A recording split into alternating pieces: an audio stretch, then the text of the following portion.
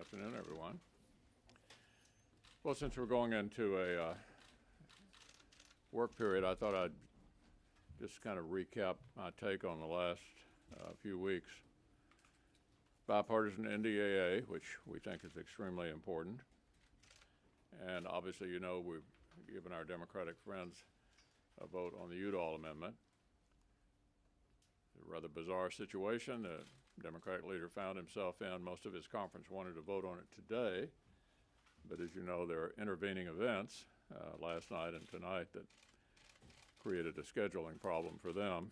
So I decided we'd accommodate that, which was not wildly enthusiastically greeted on my side, but we'll be voting for a period of time, starting at some indeterminate moment in the morning, and I know you all are anxious to find out when it starts and when it ends, and I can't tell you with specificity right now, but we're trying to accommodate them. The main point on the Udall Amendment is none of our Democratic friends would be supporting this if there were a Democratic president. This clearly restricts administrations of both parties who we've seen take measured responses to Iranian acts of terror over the years going back to 1979 when they captured our embassy people and kept them for over a year. So this is clearly within the bounds of measured response that have not been micromanaged by Congress in the past. The War Powers Act, which every president has felt is unconstitutional, is way more flexible than the Udall Amendment. So I expect that it will be defeated. I would love to have some Democratic support, but I think this is an example of the affliction with Trump derangement syndrome. Whatever he's for, they seem to be against. We've also, even though it didn't produce a lot of interest, and I'm not blaming you for it, but we did pass an IRS bill, which I'm told is the most significant IRS reform bill in a couple of decades. We've done 11 judges during this work period, circuits, Court of Claims, and district courts. So we continue to function on the executive calendar because we've been so delayed over the last few years. That pace has been doubled since we had the opportunity to move a little more quickly after the modest rules adjustment we made a couple of months ago. On the border supplemental, maybe you know I'm not quite sure how this drama ends today as we speak, but if we were to get an amended version of the border supplemental from the House, we would table whatever was added to it and send it back. I still hope that won't be necessary and that we'll be able to finish that today. So with that, let me throw it open and see what you'd like to talk about. Yeah. Leader McConnell, are you aware of the White House offering some administrative changes to the supplemental that wouldn't require a vote but would deal with the humanitarian issue? And how would you feel about that? Well, that was my understanding. I don't know exactly what that was, but I think it was an effort by the vice president, who was put in charge of this when the president left, to be as accommodating as possible. And so I do think those suggestions were made. How those were received, I don't know. You'd have to ask somebody else. Would you be supportive of it as well? Look, I'm behind the administration on this. They've been talking for 2 months about this humanitarian crisis. It should not have been this hard to do this. And I'm proud of the Senate for stepping up, passing a bill 84-8, about as bipartisan as it gets around here, to deal with the humanitarian crisis at the border. We did not, in the end, continue to play these political games over this humanitarian crisis. They did, and it's their problem to resolve, and I hope they can figure a way to do that today. Yeah, Nancy. Now that the Supreme Court has ruled, do you believe that the administration should continue to push to get this citizenship question in the census, even if it means delaying the 2020? Yeah, I don't know. I haven't really come to grips with that case. I found the brief summary of it that I read somewhat complicated about the way forward. I did have a reaction to the so-called partisan gerrymandering issue, which I'd be happy to describe to you. Sure. This is a good example of how a strict constructionist would look at an issue. The founding fathers of this country were not ambiguous about who would do redistricting. It was placed in the state legislatures. Obviously, that would be a political decision. And I think the 5-4 decision was correctly decided because there is no such thing as a nonpartisan gerrymander. You could punt it to some outside group. You could have the courts do it all. There is no such thing as a nonpartisan gerrymander. Plus, the problem is overstated. Now, let me give you a couple of recent examples. This is a solution in search of a problem.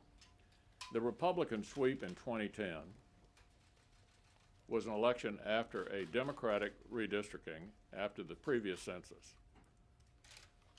Democrats controlled most of the redistricting mechanisms and drew those districts in most states leading up to the 2010 election, which we swept. We largely controlled the redistricting process prior to last year's election, after the most recent census. We had a lot of states crafting those districts to advantage us, and they swept the House. So look, if there was ever an example of a solution in search of a problem, this is it. But I applaud the Supreme Court decision because it's pretty darn clear who the founders had in mind to do the redistricting. But do you think the citizenship question should be included? I don't have an opinion about that. I mean, it sounds reasonable to me, but I haven't studied that case. I don't even really understand what the court decided. Maybe you do. Really? Yeah, so I just think it's kind of confusing. So my general rule of thumb is if I'm confused about something, I choose not to answer the question. Yeah. Leader McConnell, there is some word over on the House side that the House might be moving to take up the Senate bill. I wonder when the last time you spoke with Speaker Pelosi has been. Do you have any understanding of what their next move would be?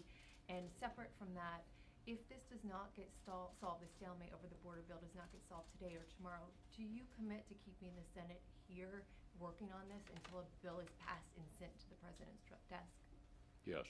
No, I've not spoken with her. I've followed the dilemma that she has. It's one often confronted by speakers when you have a situation where you're confronted with an issue. It happened to Boehner and Ryan as well, where the opposition is almost totally unified and you have a majority that's divided. And so you're confronted with the political question of whether to take up and pass a bill that maybe a majority of your side does not vote for and a majority of the other side does. I've watched that, and you have too, over the years. Speakers of both parties have been confronted with that periodically. Putting aside the politics of it, nobody doubts anymore that this is a humanitarian crisis. As I've said repeatedly, and as you've noticed, the New York Times headline, "Give Trump the money." This is the kind of thing normally we step up to the plate on and do together. The Senate did that. I'm proud of what the Senate did. I hope the Speaker will find a way to pass the Senate bill because I think it clearly enjoys bipartisan support. We know it'll get a presidential signature and therefore make a law. And you're committed to keeping the Senate in session if that doesn't happen? Leader McConnell, you said you were committed to keeping the Senate in session. As long We're as it going to takes pass it this week. But separately, Speaker Pelosi said earlier today that some of what they're asking for, a lot of what they're asking for, is minimum health and safety standards for these facilities that are housing migrant children. And what would be wrong with adding that to what is already in the Senate bill to pertain to those facilities and also the facilities that are holding adults? Why not add some language guaranteeing those standards, which are already in law? Yeah, at the risk of being redundant, 84-8 is about as bipartisan as it gets around here. The president said, "I'll sign the bill." That's what we sent the House. And I think this current episode needs to come to an end. We've been playing with it for 2 months, and this is the best we can do at this moment. I'm not suggesting this solves every issue, Senator Graham and his committee are wrestling with some statutory changes that they think would help solve the problem. But this is an emergency, and we need to do it now. Leader Leader McConnell. McConnell, Senator, Oh, on a different subject, on budget caps, Senator Shelby said today that there's no deal on budget caps and there won't be a deemer before you go to break. So he said the committee can't go ahead with marking up bills. When do you think there will be a deemer or a budget deal? I've been disappointed that we have not been able to reach an agreement. We've had a couple of meetings, and you know who the "we" is. It's Mnuchin, Mulvaney, the acting OMB director, Pelosi, myself, Schumer, McCarthy. I think it is the best of three possibilities. Obviously, I think everybody knows we don't want to go into a sequester. For those of us who are concerned about the Defense Department, that would mean a $71 billion cut at the end of the year. Completely unacceptable. Equally unacceptable is a one-year CR from a defense point of view. Almost as bad as a sequester. That leaves you with accepting the results of last year's election, which is we have divided government. And when the American people elect divided government, they're saying, okay, you guys figure out how to work together, even though we know you have lots of differences. So far, that has not been successful. I'm disappointed that we've not gotten there, but I haven't given up. Leader McConnell. Your name was invoked yesterday during the 2020 Democratic debate about how a future Democratic president would deal with an opening at the Supreme Court. How would you handle an opening at the Supreme Court for a liberal justice if a Democratic president were to nominate another liberal justice to take their place? Yeah, a lot of it depends upon the timing of the vacancy. Obviously, if you have a vacancy in the first year of a term of a president, you're not going to fail to fill that vacancy for a very lengthy period of time, no matter what the political composition is. The nominee might or might not be confirmed, depending upon how controversial the nominee is. But as a practical matter, I don't think in the first year of any administration you would react in the same way you did in the middle of a presidential election to a vacancy, particularly if consistent with a precedent. You'd have to go back to 1888 to find the last time a Senate of a different party confirmed a Supreme Court nominee to a vacancy created in a presidential election year. As I've said ad nauseum to all of you, that's what Joe Biden said in 1992. Similar situation, Senate one in the hands of one party, president in the hands of another, election year, presidential election year. Schumer and Reid took it back 18 months and announced in 2007, 18 months before the Bush presidency was over, situation in which the Democrats controlled the Senate, Republicans had the White House, they would not fill the vacancy. The Constitution says the president makes these appointments, but there's no mandate for the Senate to give consent. Whether consent is given throughout our history has largely been dependent upon the politics of the time. You know, when did the vacancy occur? Who's in control of one party, the Senate or the House? And I can't imagine any scenario under which in the early part of any president's term you would not have a vote, which doesn't mean that person would necessarily be confirmed, but you'd certainly have a vote. I would pass the first year, though. You said for the first year. I'm sorry? You said for the first year of a presidency you would hold a vote. And past the first year, is there a certain Yeah, I mean, that you wouldn't? it's politically unsustainable to leave a vacancy unaddressed, which doesn't necessarily mean, I mean, Richard Nixon, for example, had 2 Supreme Court justices in a row voted down. So it took a while for somebody to finally be confirmed. There were votes, they were voted down. It was in the early part of his administration. So you're asking me all kinds of hypotheticals, and what I'm telling you is a lot of it depends upon when the vacancy occurs, what kind of nominee do you get, and the outcome you get depends many times on the nature of the nominee. Leader Yes, McConnell. Bert. If you are majority leader and one of these Democrats is president, are there particular ones you could work with more than others? I mean, how open to working with? Well, in a situation like that, I think a Democratic president confronted a Republican Senate would obviously be concerned about how do I get he or she confirmed? So I would guess there would be much more consultation and much more back and forth discussion in a situation like that. Leader McConnell, President Trump often characterizes. Yeah. Leader McConnell, your name came up a lot last night at the Democratic debate. I don't know if you I heard watched that. it. I was But, watching the Nats game, but I heard that. But in particular, they were struggling to figure out how to deal with Mitch McConnell was sort of the question they were struggling with. Some people talking about getting rid of the filibuster to go around you, defeating you in Kentucky, other things. I'm wondering what you made of you becoming the boogeyman here for the Democratic presidential candidates.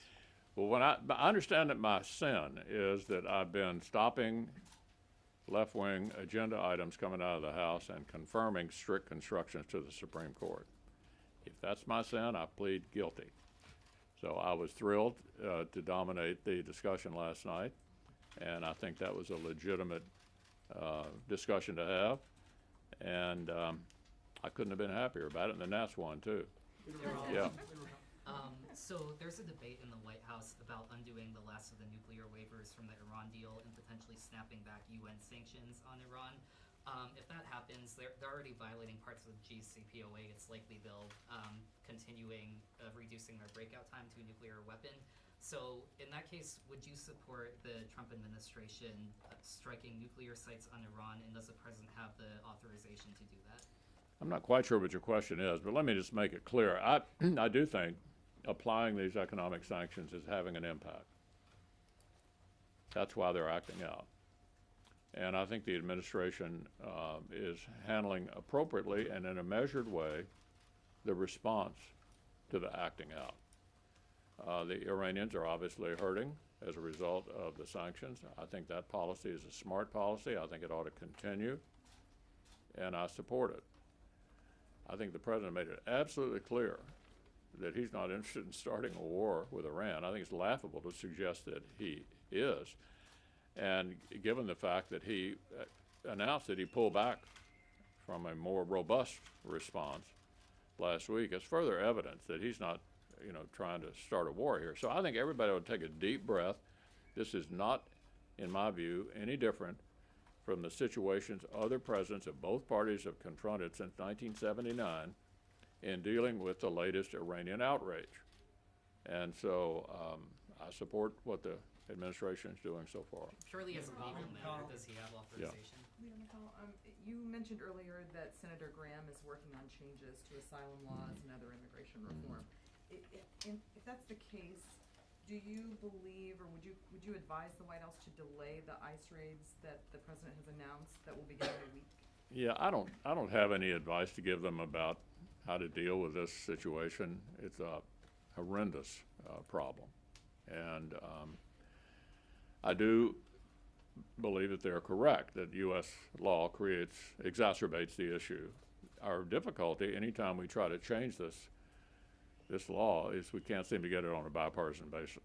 So somebody told me the speaker went so far today as to suggest that it ought not to be illegal to come into the country. Really?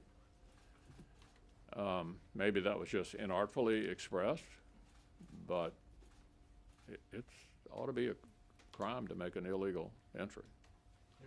Yeah. Democrats want to make 2020 a referendum on Donald Trump. How much do you think Senate Republican performances in the battleground states is dependent on the president's performance atop the ballot? Yeah, that's a really good question. I think it will be a referendum. It's also going to be a referendum on what the House would do if they took over the government. The Green New Deal, Medicare for all, under which 180 million Americans would lose their private health insurance. They've even suggested D.C. statehood, Puerto Rican statehood, packing the Supreme Court. I think Bernie Sanders was correct when he said he's won the argument. He may not win the election, but I think he's won the argument. And so whether you do or don't like the president, it's not the only thing that's going to be on the ballot next year. The other thing that's going to be on the ballot is, do you really want to turn America into a socialist country? Do you really think we'd be better off with something other than the free enterprise system? They want to have a big debate about that, and I do too. And I look forward to it. And so I'm sure both of those issues are likely to be front and center in next year's election. Leader McConnell? Yeah. Senator Shelby says that absent a caps deal, he wants to deem the top line numbers the week you guys come back from the recess. Absent what? Absent a caps deal, Yeah. Senator Shelby wants to deem top line spending numbers the week you come back from the recess. Would you support doing that? I support getting some kind of deal that can tell us how much we can spend so we can go forward. The only thing, however, it strikes me that gives us a real number to mark to is one that we know the president will sign. And so the two key players in any caps deal are the speaker and the president. If they can agree on how much we're going to spend, then we're not spinning our wheels. The House, because they can do things more quickly, obviously made a decision to go on and pick out their dream number and go on and mark the bills up to that. You know, what they'd like to achieve. I don't think that works for us, and I think the way forward in the absence of a caps deal, at least for Senate purposes, is more complicated. But we're going to continue to talk about this and hopefully get a resolution to how much we're going to spend this year, next year, and the debt ceiling altogether, so that we don't end up with these periodic, chaotic situations where we've all seen us go from time to time. I'm going to take one more. Leader Yeah. McConnell, on the NDAA, what do you foresee as the timeline for reconciling the Senate and the House versions? And is there anything in the House version you're opposed to? Gosh, I don't know, but we'll be into a conference situation pretty quickly. And it's a bill we haven't failed to pass in 58 years, and we shouldn't fail to pass it this year. Thanks, everybody.